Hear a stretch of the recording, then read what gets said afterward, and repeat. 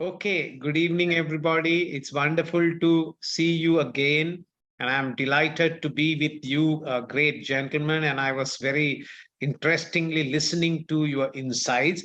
I will focus on a slightly a different angle on these unilateral sanctions, the unintended consequence. And I will take the case of Sri Lanka, how we suffer from these unilateral sanctions, not targeted directly at Sri Lanka. You know, the world today, we have many challenges. We have just overcome the pandemic, the COVID-19 pandemic.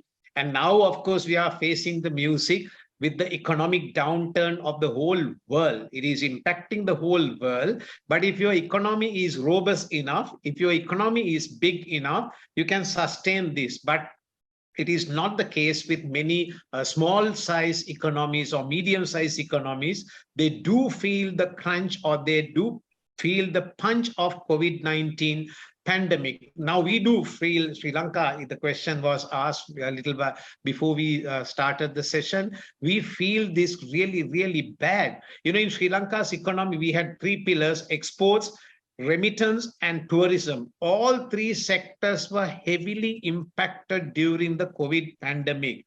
Exports rose above.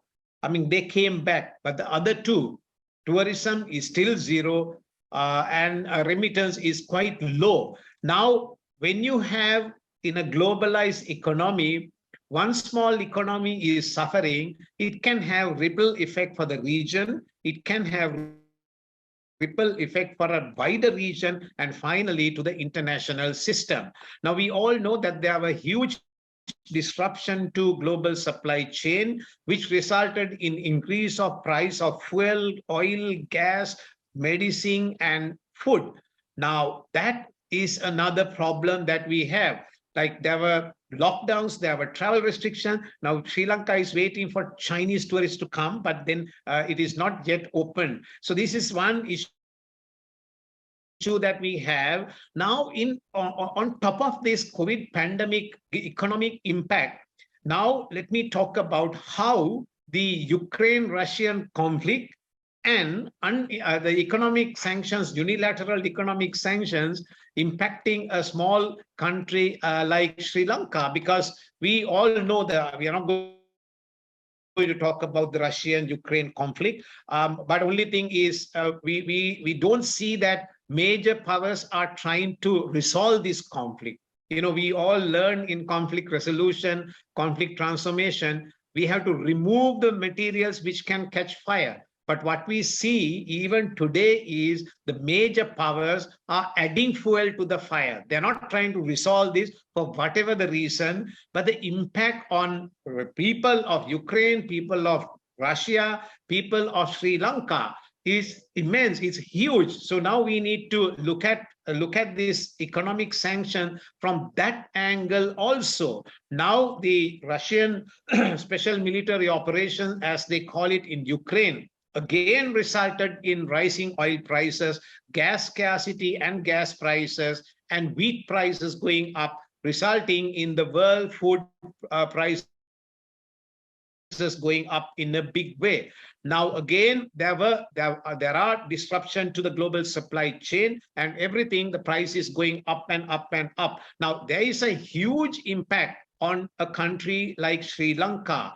Now, let me talk about the unintended consequences of unilateral economic sanction.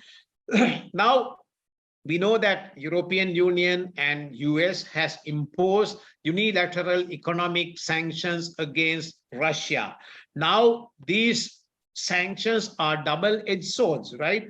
And when you have unilateral sanctions against a powerful country, a big country, maybe the intended consequences will not be there.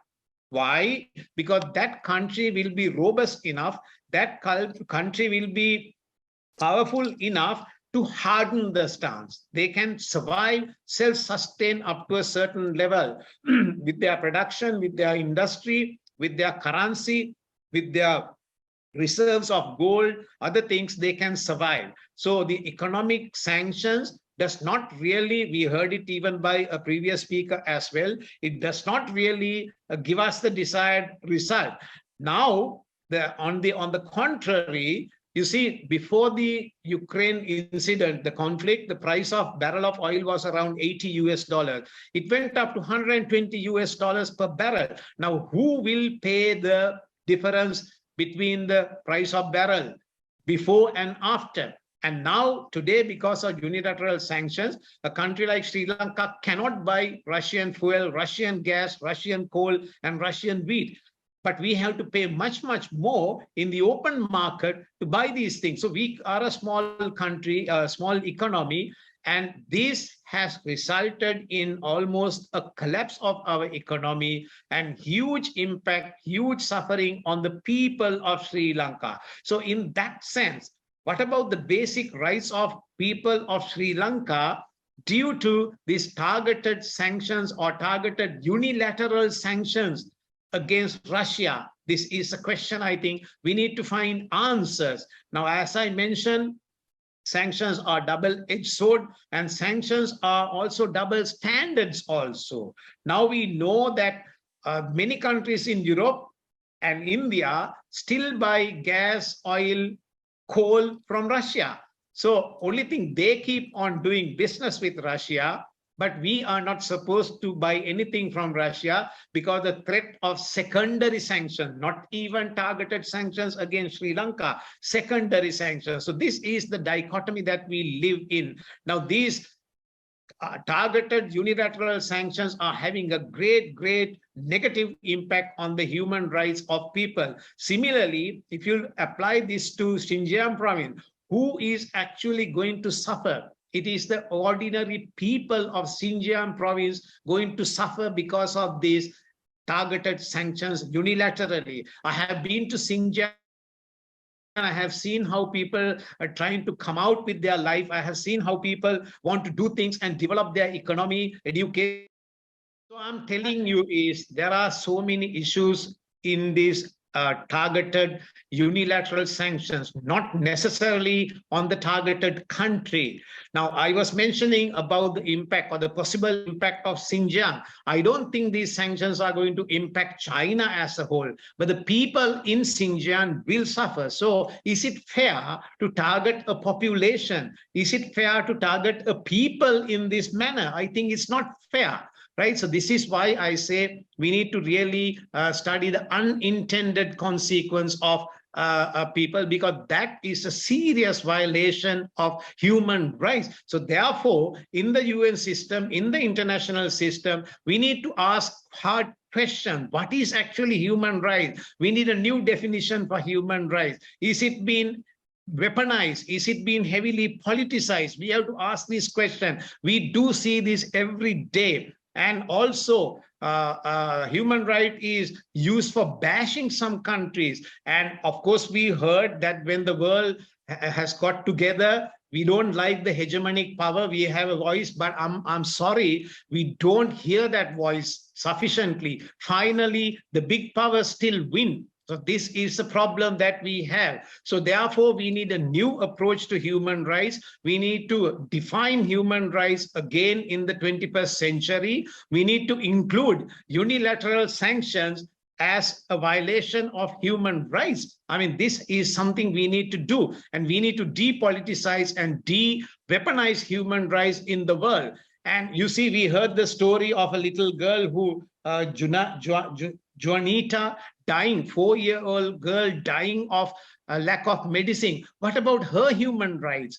What about, I mean, why, how can we violate the rights of a little girl because we impose sanctions? She could not get the medicine, she died, right? And what about the 19 kids died in gun attack in Texas? What about their human rights? So this is why I say we really need to redefine human rights, matching this current situation. So in conclusion, I have to say that we need to look very hard into these unilateral sanctions and then impact on the unintended consequence also, not only on the targeted country, but on the unintended consequences also. And we need to map we need to record the suffering of people because of these unilateral sanctions. And then we have to go and share it in the world, right? Like the case of Juanita, like we have to share to the world. So we must not make it worse than what is now, because people are suffering in the world due to many other things, and we need to make the people of world a better place for people to live, right? In that sense, these hegemonic ambitions, weaponizing, politicizing human rights, and imposing unilateral sanctions is really, really bad. And these are major violations of human rights of large number of ordinary people. We have to look at this problem. Thank you so much.